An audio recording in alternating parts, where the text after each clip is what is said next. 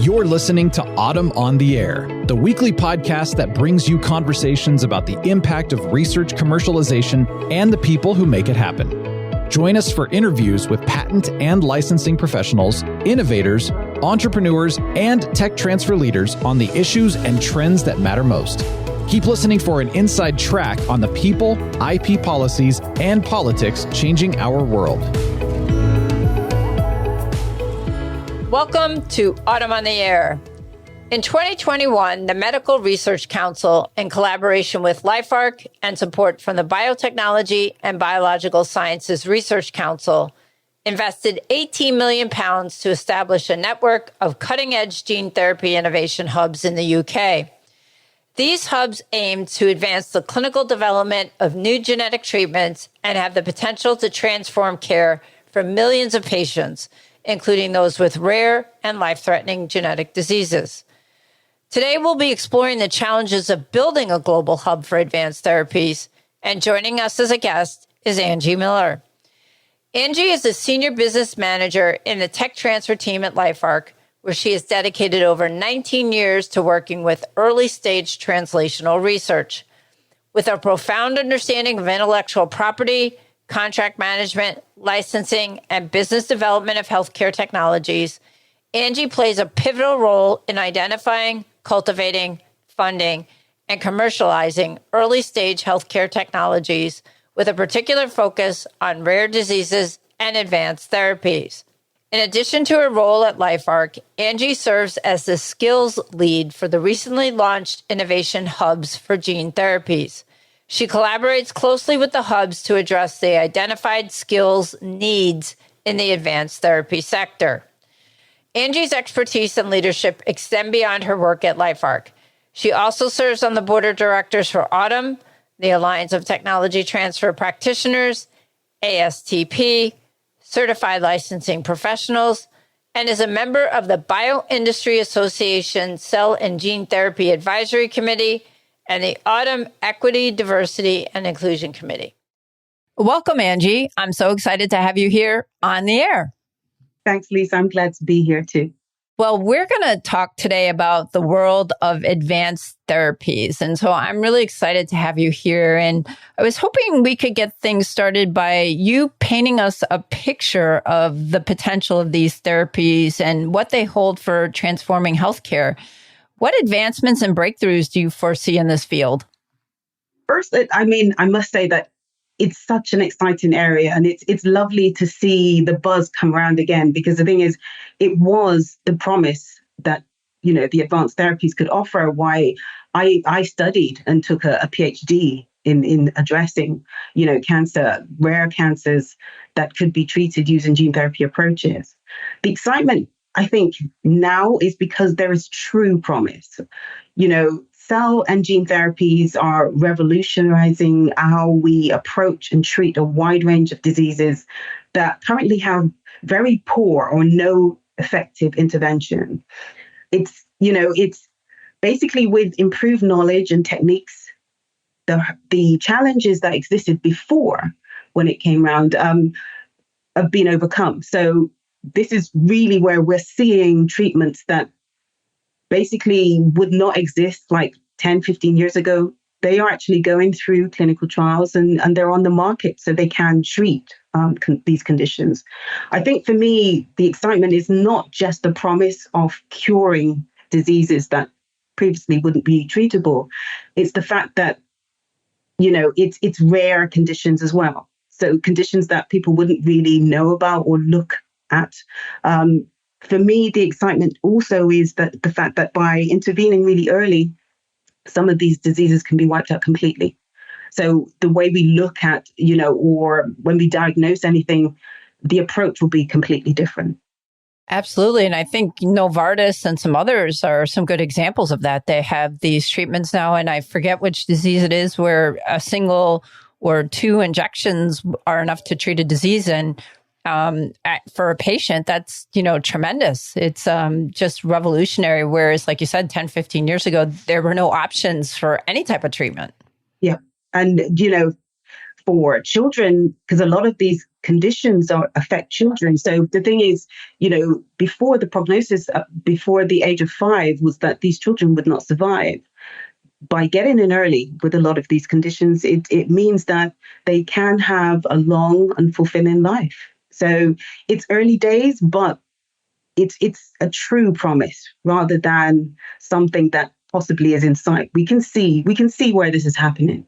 Yeah, it's such an exciting time. And, your role at LifeArc involves identifying, funding, and commercializing early stage healthcare technologies, particularly those focusing on the rare diseases that we've been talking about and these advanced therapies. Can you share some of the unique challenges you face when it comes to bringing these groundbreaking therapies to market? There are many challenges that we face with rare and advanced therapies, but one of the first challenges is funding. There's great research taking place globally. The issue is when these projects have to compete with projects that really can treat or diagnose a common indication. So the market is bigger. Advanced therapies, unfortunately, they're expensive. So the purse is bigger, the ask is bigger. So it's very difficult for a translational researcher in the advanced therapy space, and then again, dealing with a rare condition, to actually get funding to progress the technologies further. One of the other issues, even if they do get funding, is the fact that depending on the type of technology, if it's going to be in some sort of commercial model, for example, a commercial vehicle, for example, a spin-out company, investment, it faces the same challenge. The advanced therapies, it's almost as though the promise of what they offer goes against them with the existing business model. These therapies, with 1 or 2 treatments, as you mentioned before, can cure an indication. The business model is set up to deal with an indication that requires repeated treatment over years. So the existing business model doesn't sit well with these indications. So that's something that needs to change. And then one of the last things that I'm going to mention with the advanced therapies is the ability to scale up the complex manufacturing process to produce sufficient medicine to treat everyone. This is going to be a challenge that we can see it already, and it's one of the things that the innovation hubs we're dealing with for early, small scale scale up of products. But the thing is, the more gene therapies that we have, we're going to have to find a way that we can produce sufficient amounts, and also that we can get the cost down so everyone can actually have it. And again, I think a topic that's near and dear to our hearts is inclusion, and how do you include the rest of the world in making these therapies available to them, and particularly maybe in countries where they don't have the infrastructure or even maybe the skill set to be able to produce these types of drugs. It's going to be really interesting to see how that plays out as well. Yeah, there are ways that we can, and I think with time we can reduce the cost through manufacture and new novel ways of actually scaling up distribution. But this is a real problem with regards to health equity, to ensure that everyone has access to these treatments when they are there. And it's wrong that one part of the world really we can treat and cure certain diseases where others, they are going to be suffering. Yeah, exactly. And it may not even be, manufacturing challenges. It might even be transport challenges, because a lot of these therapies have to be transported at extremely low temperatures, and getting them to certain locations, and especially given that our planet seems to be on fire at the moment, is going to be another challenge that will have to be faced in the future as well. Exactly. So, Anji, I wanted to ask you, when it comes to building a global hub for advanced therapies, what are some of the primary challenges you face in terms of attracting and retaining top talent, not only with respect to researchers, but also with respect to industry professionals? Yeah, again, another real challenge that we're having and we face, and we're seeing the full extent of it, particularly now in the UK, because despite great research taking place everywhere and across the sectors, you really have expertise that can be used in the advanced therapy space or similar areas, what we're finding is that there's a real shortage. There's a real shortage of skills. So because of that, it means that there's a limited recruitment pool that's shared by all the sectors, whether you're in research or whether you're in industry. A recent report forecasted that we need to have an increase of more than 115%. This is just in the UK alone to meet the demand of the growing sector. It's because the sector is growing continuously and there's a shortage, and we're not having that pipeline of expertise coming through. In the UK, this has been exacerbated by the fact that, we've had Brexit, and Brexit has meant that we've lost a lot of our skilled personnel. But when I speak to colleagues globally, this is a challenge that they're finding anyway. It's specialized skills. It is industry and academia. And unfortunately, because there's a small pool that's being used, there are inflated salaries, packages, rapid turnover, and in some cases, you're losing talent maybe to another geographical area because the salaries can be better, and also the living situations are more attractive for someone who has a family as well. So it does mean that there's a real problem.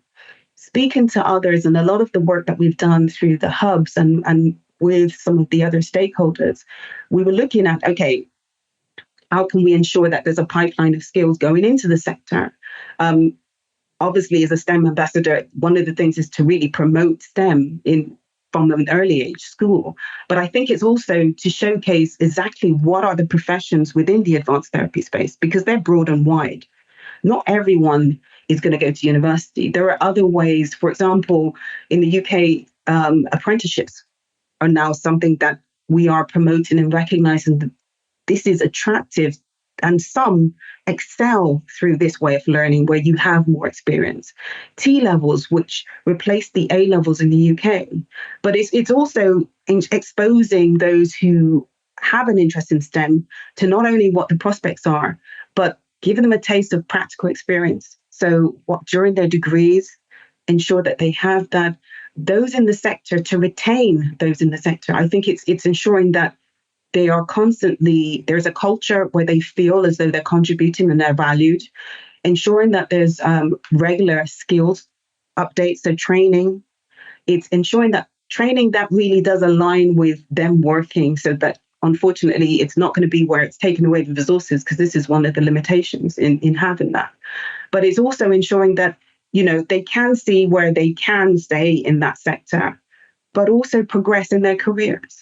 I think it's going to be constantly working with others. It's not one person dealing with this. It's going to be a wide range. But it's also ensuring that people recognize what they can do, the difference that they can make. I'm lucky enough that my background is advanced therapies and I work with innovation hubs, but I also work with skills and I also work with technology transfer.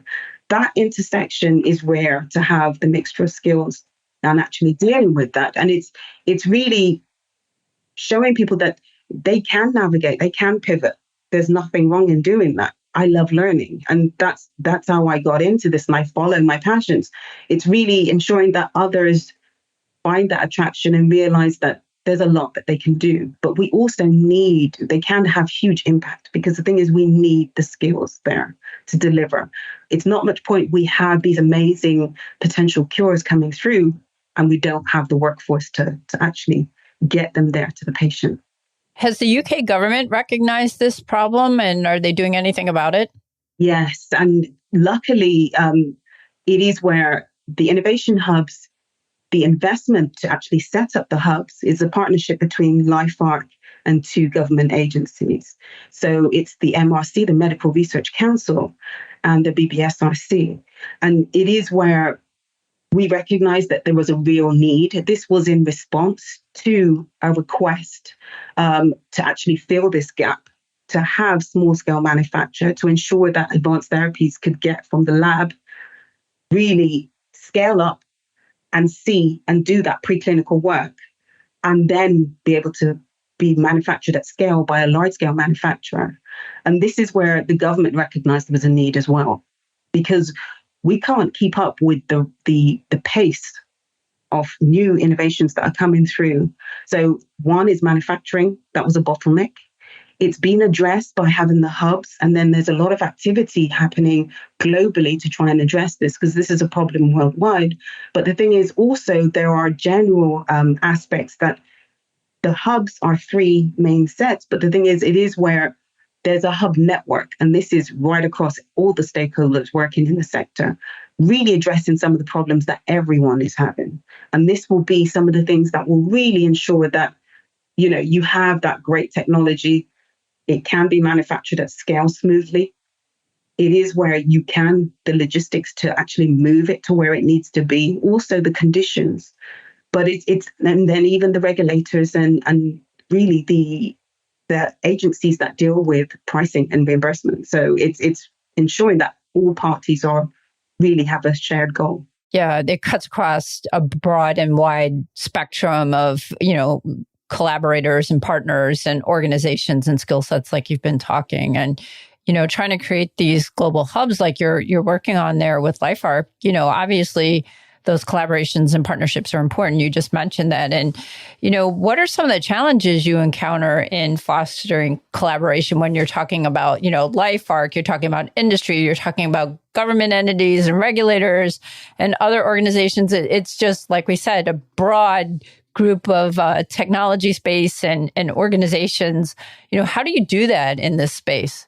It's not easy, but as, through LifeArc and even my career before LifeArc, collaboration was key. All researchers, this is something we do. When you're talking about different stakeholders, you have different drivers. I do think you have to have a certain level of trust right from the outset. That shared goal in ensuring that we get great academic-derived technologies to the patient, everyone has to share that. So, okay, you're going to have different drivers. We're talking about industry, we're talking about academia, we're talking about service providers, we're talking about government, and then charities like LifeArc, where it's really where, for us, it's impact, patient impact. It's the key drivers. Once you have that and everyone is working together, it does make a difference because you realize exactly what the drivers of others are, the limitations, where you rely on each other. As we know, translational research and innovation, it's a tag sport. It's not one person taking it all the way. The academic researcher very early on is a key, crucial role, but their role is always important, but it does change hands when you get to the more advanced stages where you're going to be clinical trials. You're going to have clinical expertise coming in, the regulatory bodies. For government, this is where you really do form the infrastructure, and you can have the policies, you can have the drives regarding, for example, whatever, in this case, it could be the UK, ensuring that the UK can deliver to be one of the players globally in the advanced therapy space. But also, you also recognize shared aspects, like we mentioned before, skills. This is across the sectors. All sectors are challenged with this. And it's from those developing the research, those that are helping to innovate it, and then those who have to deliver it. So, the medical and clinical expertise required for that. All of the shortage is there right across the board. So with everyone working together and sharing that goal, it does mean that you can achieve amazing things. And it really is where you're not fighting against each other, because you realize that by your partner or your collaborator succeeding, you will be able to succeed as well. Because the thing is, as I mentioned, this tag team aspect to innovation. Exactly. And part of the keys to that success is going to be dealing with regulatory bodies. And you mentioned that before, in regulatory agencies. And I know in the US, we have our challenges with FDA. And, I think for regulatory bodies, it's going to be challenging when it comes to approving these innovative therapies. So what thoughts do you have on navigating the regulatory landscape to overcome these challenges when it comes to developing and commercializing these innovative therapies on a global scale?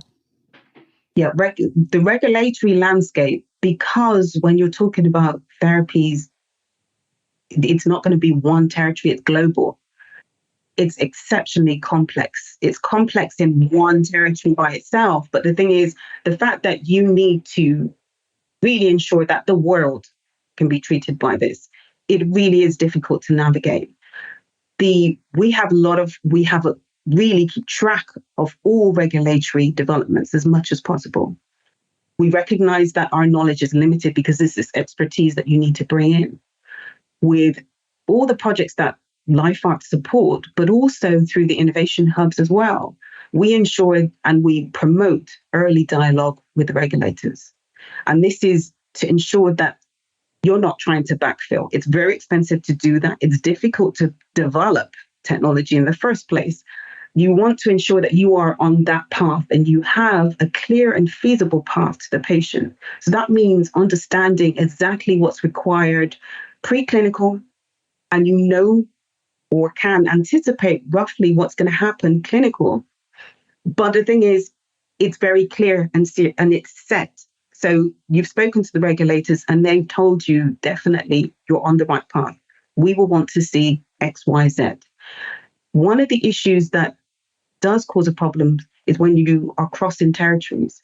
The good thing is that the regulators realize that this is a challenge as well, because they are trying to keep up with innovation. But also, their aim is the same as everyone else. It's to ensure definitely that this is safe and that it's going to deliver what it says it's going to. So the good thing is the regulators are talking to each other. And it is where, any development or any change is widely disclosed. So we keep track of that. We ensure that there's early dialogue. And this is part of the development pathway. For the hubs, it's the same thing. It's ensuring that, they're set up everything that they can do to support a project, because it's not only just manufacturing at scale. It's also ensuring the resources that are available, but in making sure that going from, lab grade to GMP, good manufacturing practice, it's really where it is within the actual regulations and requirements and standards that are expected. Yeah, and that early dialogue with a regulatory authority is just so important because it, like you mentioned, it's extremely expensive to commercialize this technology. And you need to make sure you get that buy-in from that regulatory authority, because if you wait too long, you're going to have to pivot and it's going to be a very expensive pivot. Yeah, and it's often when you talk to everyone who in the advanced therapy space, they're complaining about the waiting time to actually speak to a regulator. Yes, that does exist. The regulatory agencies are going through their own transition, and it is where there is waiting time, but you have to. I mean, it's not worth even trying to bypass and second guess. But this is particularly important for disruptive technologies where there is no benchmarking or comparing, because the thing is, there are so many things unknown. And in the advanced therapy space, a lot is unknown. So it's really ensuring that, yes, you have that dialogue, you speak to whoever, you can have early discussions before you even get to the preclinical stage. And then it's trying to ensure that within your development plan, you have another dialogue at some point to check again. And it's valuable. It increases the value of what you're doing, but also I think it provides the confidence that whatever they're supporting is really going to get through, and it has every chance of success. And keeping on the theme of expensive and complex, let's talk about IP, because that is a very challenging aspect of building a global hub. How do you navigate IP challenges such as conflicting or dominating patents or protecting proprietary knowledge when you collaborate with multiple entities within the hub? I think IP is always going to be a challenge. And very early, it's something where, as a researcher, your focus is on the science. So you're not thinking, it's usually the technology transfer division or office that is really thinking about, okay, the IP, when we're going to file. Most of the work that we're dealing with now is past that validation stage. So if nothing has been filed, the plan is that at some point it's going to be filed. For us, what we advise a lot on the strategy in ensuring that your IP not only is in place, but you realize if you are going to need to get access through license to get your technology to market. And this is quite common in the advanced therapy space with a lot of the platforms that are there. I think it's really ensuring that you know what's happening. And if you can have dialogue, or you can ensure that basically it's feasible to happen, that's one of the important things. And the reality is that if someone has picked you to the post, it is where what you have is still valuable, but it's not going to be that number one treatment unless something else happens. So what we usually do very early, as well as the path to ensure that you're within regulation, everything is in line, is really having a strategy that is reviewed regularly. The data that's coming in, have close dialogue, but we know also with researchers, there is that drive to publish. There's a new understanding when you're dealing with translational research, and particularly with something that is, you're halfway there. With rare indications, you can get an expedited route to the patient. So it's really realizing that when you publish, you will have something fantastic, but you definitely have to work with the technology transfer office to ensure that you can also get that technology to the patient. So with the strategy, it's ensuring with multiple stakeholders, it's really cards on the table, what you're bringing to the actual collaboration or partnership, but also recognizing what's going to be developed and the steps that are required to move it forward and who's going to do that. But also it's the cost involved. It's being realistic, for example, with regards to ownership. This is we could have a whole podcast. We could go on for eons on ownership. Oof. Yep. But I think it's transparency with regards to the value of the IP and the fact that it's not one IP source that's going to lead to that product. It's going to be multiple. And, it's a long, expensive route to get any sort of innovation to the patient. So the players involved need to be realistic in what the expectations are, what they're going to have in return, but also the fact that you're going to have to support the IP going through. With multiple parties, it's really just ensuring that there are sufficient agreements as well, providing clarity, because there is amnesia sometimes when things get increase in value. Yeah. You don't want to have to deal with that. Amazing the amnesia that happens, and people seem to forget about what happened in the past. I've run across that many times, like I'm sure you have as well. It's a selective memory or amnesia, whatever you want to call it. IP is always complex in these situations, and royalty stacking makes it very expensive. And so, like you said, having a strategy very early on, but also keeping on that strategy and revisiting it, every year, every couple months is really important as well.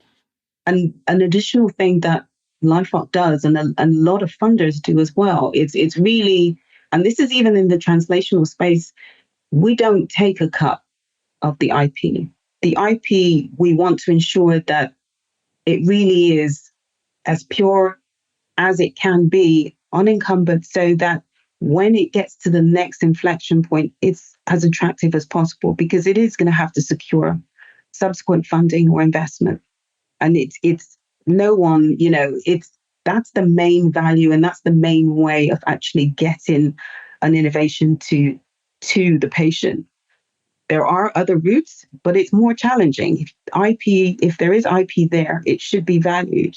But by having slicing and dissecting, as you mentioned, stacking, it becomes so complicated that it can be off-putting, and sometimes it can prevent investment of something that really should have been supported to move forward. Yeah, absolutely. And I want to go back, Anji, and talk about something that I alluded to before, and it's something that you and I are very passionate about, and that's equity, diversity, and inclusion in tech transfer.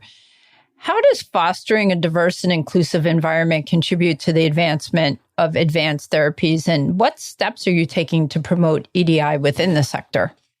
Yeah, it's as you know, it runs through my veins, and it's really, and particularly in the advanced therapy space, where there's still a lot to be done to ensure that everyone can have access to these cures, potential cures.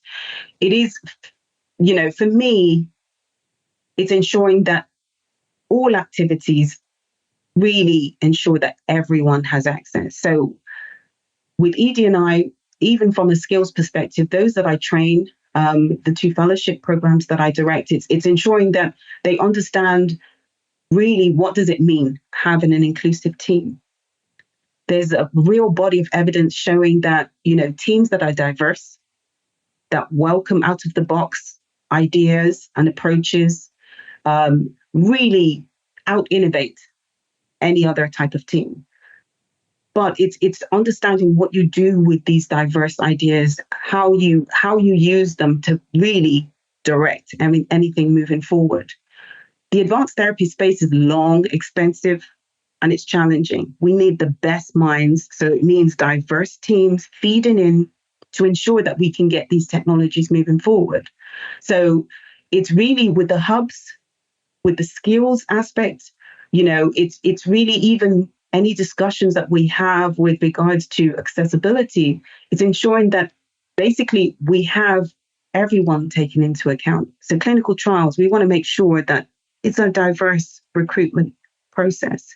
You're ensuring that everyone is coming through. So the therapeutic that's there, it's going to be applicable to everyone, regardless of age, gender, ethnic background, socioeconomic background. It's really, we want everyone to have access to this, but it's also ensuring that countries that do not have the deep pockets and the facilities, as you touched on before, somehow we're going to have to find a way that this can be, these treatments, these cures can be accessible to them.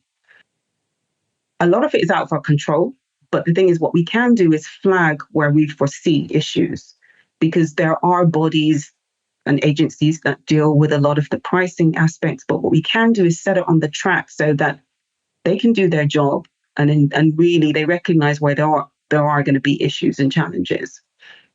But it's I think unless we find ways to actually deal with these from now, it does mean that there are going to be potential cures sitting there that are not going to be accessible to everyone. And that's not just low middle income countries. We're talking about, everywhere. The countries, the richer countries, we're going to have that. It's not going to be accessible because, the healthcare systems differ country to country, but also the pricing. It's usually the companies that get technologies onto the market. And unfortunately, they need to have a return on investment. They've invested a huge amount to get the technologies there. And they need to be sustainable. So it's not only getting to the market, it's keeping them on the market. Yeah. And I think for some groups too, it's making sure that you include diverse patients in your clinical trials as well, because that's another issue where, different groups of individuals will react differently to certain medications. And we don't know with these advanced therapies how different groups are going to respond. So I think that's another aspect of this as well, as making sure clinical trials include diverse individuals. Yep, including women, different age groups in women as well, because we are more complex. Exactly. But it's also the race aspect. And I think COVID was one of the examples that we found out, some of the challenges ensuring that, certain diagnostics were not applicable to every race. Exactly. So that's going to be another key to this technology as well as it goes forward to these advanced therapies. And, Anji, LifeArc has just played such an incredible role in identifying, cultivating, and commercializing early stage healthcare technologies. Do you want to share with us some of the inspiring success stories or maybe notable achievements from your experience at LifeArc that you think exemplify the impact of these therapies? I've been very lucky at LifeArc, but also a lot of the success and the great work preceded me. So, we know that and it's well known, there are five now products on the market that LifeArc played a key part. And this, the returns on these products really allowed us to be independent. And that's well narrated. with my time that I've been at LifeArc, it is where I've seen initiatives that has really helped great research propel from being something that would just sit in the labs to really technologies that are moving ahead in the clinic. One of the key things that I mentioned is one of our funds that we have, because I mentioned rare disease, and there's a mechanism that we use to actually fund rare disease projects. And most of these lend themselves to being advanced therapies, although not all of them are. But the thing is, it is where this is really the LifeArc Philanthropic Fund. It funds translational research that is beyond the proof of concept stage, and most are heading towards preclinical.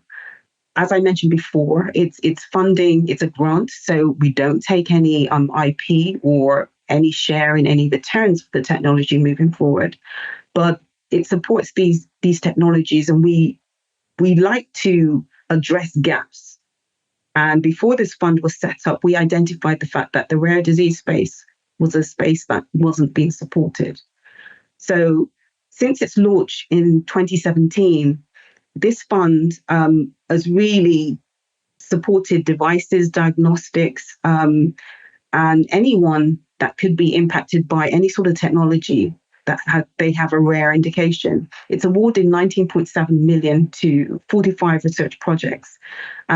Through these projects, they address 33 different rare That's incredible. diseases. That's incredible. incredible. And this is growing. So it's something that, I was there when it started and was lucky enough to feed into it, but also it's ongoing, and I have a huge portfolio with a lot of these projects in there.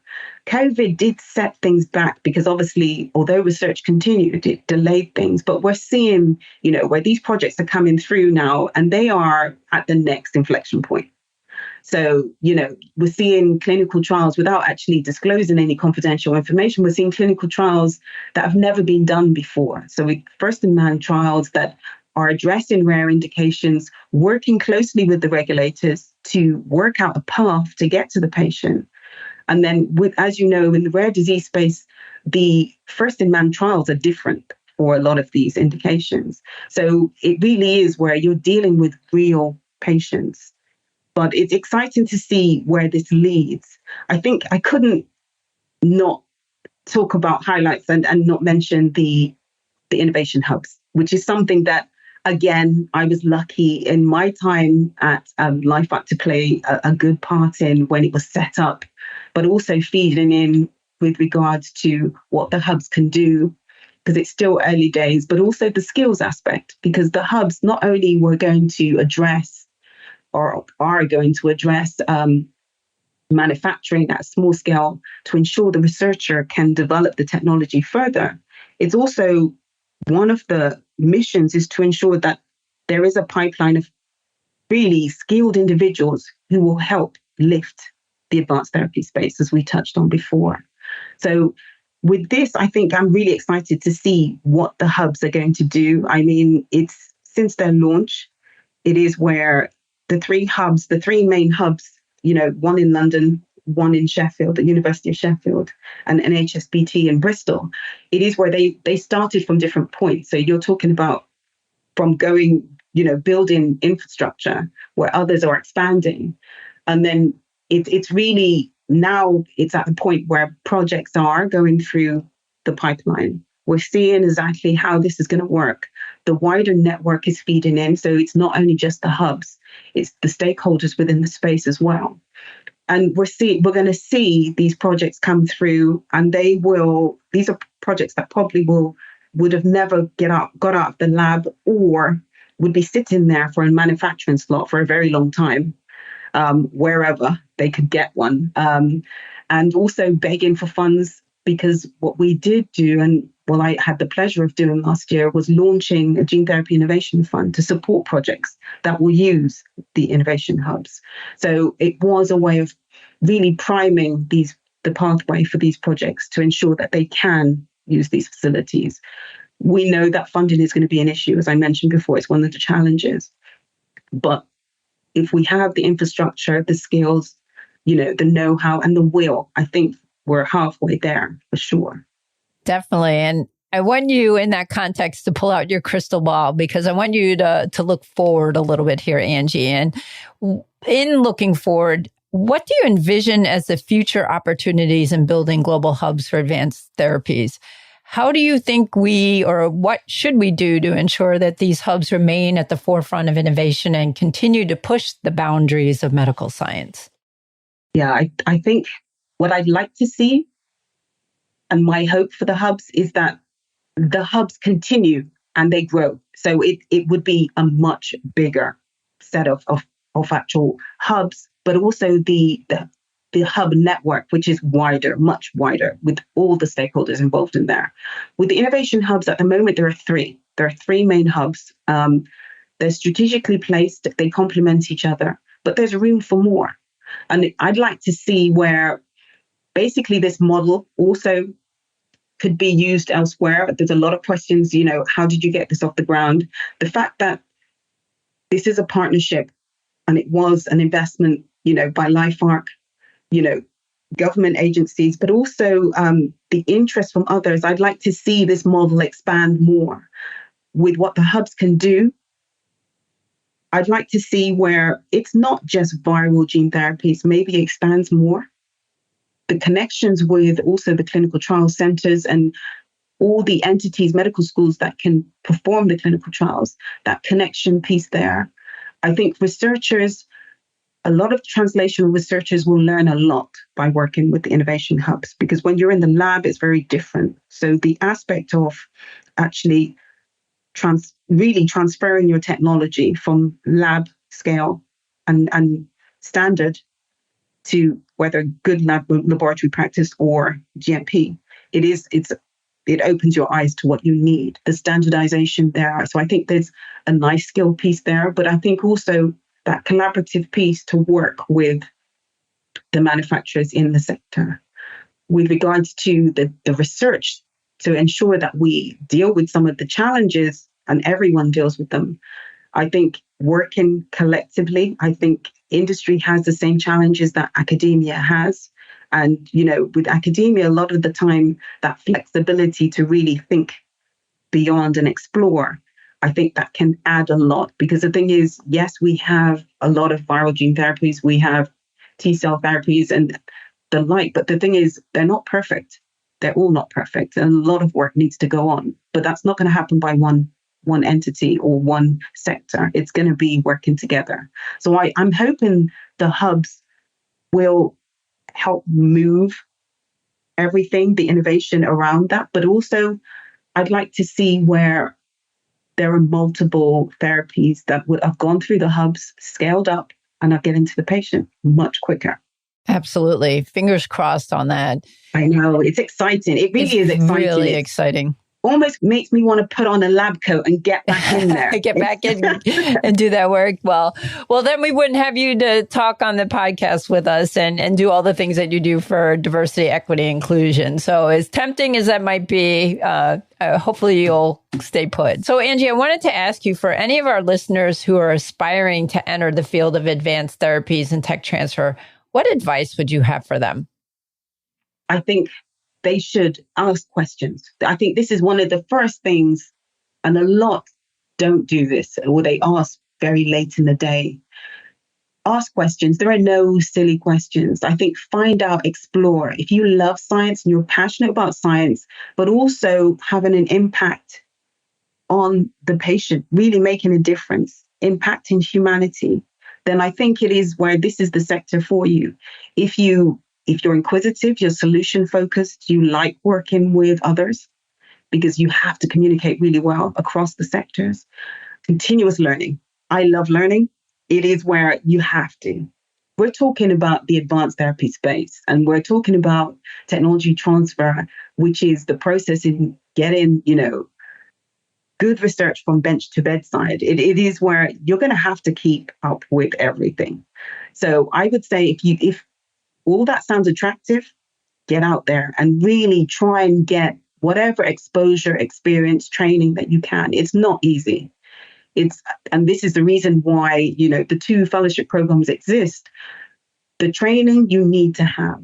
But the thing is, you don't need to have it all at one time. It is where It may be incremental. It may be that you get on a fellowship program, an internship, apprenticeship. It's really, but do explore routes into the actual sector, because we need you. We need you whether you're in TT, whether you're in advanced therapy, or you sit in between. The sector really needs people who are passionate about it and really will drive to move everything so that we have these cures. And it's you're creating history. So get out there and do it. And you're willing to answer any questions anybody has for you. Absolutely. Do you know, I was just thinking, should I say that? And then I thought, but I'm used to doing it. It's really, I'm happy to speak to anyone who's interested in the sector, but also interested in ways to find out more, or they just want to have a conversation and explore the possibilities for them. I think, if I had that, it would have been different. But now there are people like myself who are happy to help others. So yeah, let's have a conversation. Well, Anji, this has been an absolute pleasure. Thank you so much for sharing your expertise and insights on building a global hub for advanced therapies. It's been my pleasure. Thanks for listening to Autumn on the Air with Lisa Mueller. Get social with us and share your thoughts. You can tweet us at AUTM or visit us online at autm.net. We'll be back next week on the air. Be sure to join us.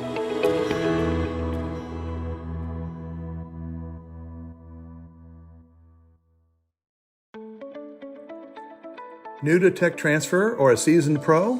Autumn is the global member organization for tech transfer and is here to help you get connected, get smart, and get ahead.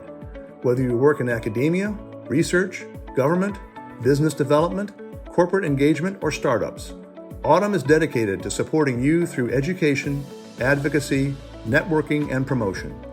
Join and you'll receive 20 free live webinars, as well as meaningful discounts on meetings and courses, insider access to a vast network of colleagues to help you through challenges, and align on new technologies and the university decision makers who license them. Membership is open for 2023. Join us.